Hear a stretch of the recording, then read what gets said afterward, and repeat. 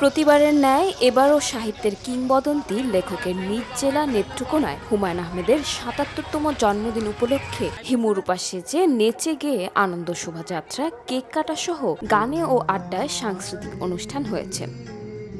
হিমু পাঠক আড্ডার আয়োজনে বৃহস্পতিবার ১৩ নভেম্বর সকালে শহরের শহীদ মিনার প্রাঙ্গণ থেকে লেখকের সৃষ্ট চরিত্র ছেলেরা হলুদ পাঞ্জাবি পরে, হিমু এবং মেয়েরা নীল শাড়ি পরে রূপা সেজে স্থানীয় শহীদ মিনারে জড়ো হয়। পরে ১১টায় গানের তালে তালে শহীদ মিনার থেকে বর্ণাঢ্য আনন্দ শোভাযাত্রা বের হয়।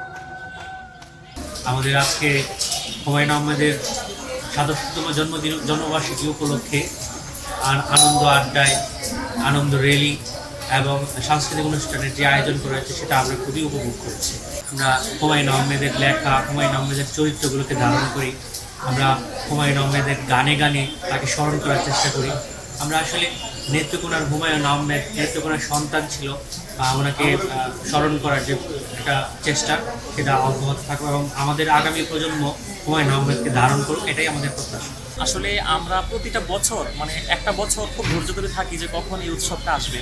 এই দেখেন, ধর্ম বর্ণ নির্বিশেষে হিন্দু মুসলমান সবাই আমরা সকালবেলায় সাজসজ্জা করে হলুদ পাঞ্জাবি পরে, ছেলেরা মেয়েরা নীল শাড়িতে রূপা সেজে সকালবেলা আসে, আমরা একটা র্যালি করি। র্যালি করার পরে একটা সাংস্কৃতিক অনুষ্ঠান। হুমায়ূন আহমেদ আমাদের সন্তান, আমাদের নেত্রকোনার কৃতি সন্তান। তো তার নিজ জেলা এটা তো আমাদের জন্য অত্যন্ত গর্বের যে তিনি বাংলা সাহিত্যের বরপুত্র হিসেবে জন্মেছেন।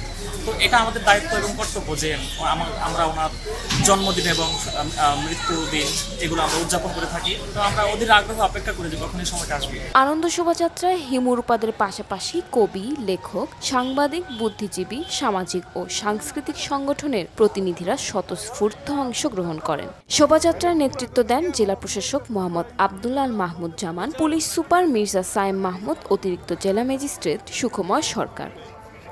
পরে মুক্তারপাড়া শিল্পকলা একাডেমির মুক্তমঞ্চে হিমুরূপাদের নিয়ে কেক কাটেন জেলা প্রশাসক ও পুলিশ সুপার। শেষে লেখকের বিভিন্ন নাটক ও সিনেমায় ব্যবহৃত জনপ্রিয় গান পরিবেশন করা হয় জেলা শিল্পকলা একাডেমির নজরুল মঞ্চে।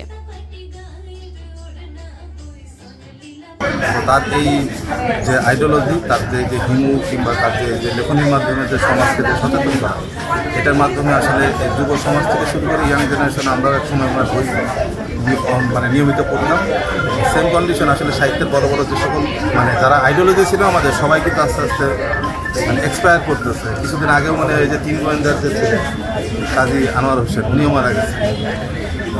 এই হিমুদের মাধ্যম দিয়ে ভবিষ্যতে যাতে হুমায়ূন আহমেদের যে পথকৃতি এবং তার যে পথ চলার যে সমৃদ্ধি, এই সমৃদ্ধিটা সারা দেশে ছড়ায় যাবে, এই আশাবাদ।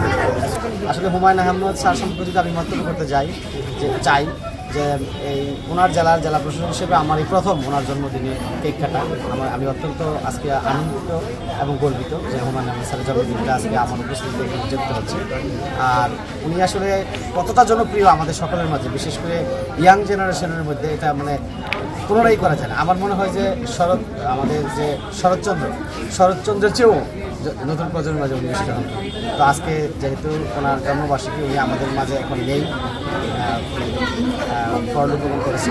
আমরা স্যারের আত্মার মাত্রা মনে করি এবং আমরা আশা করি যে হিমুদের মাধ্যমে হুমায়ূন আহমেদ স্যারের যে জনপ্রিয়তা এটা আরও পরবর্তী যে প্রজন্ম আসতেছে তাদের মধ্যে ছড়িয়ে থাকবে এবং আজীবন আমাদের মাঝে অমর হয়ে থাকবে।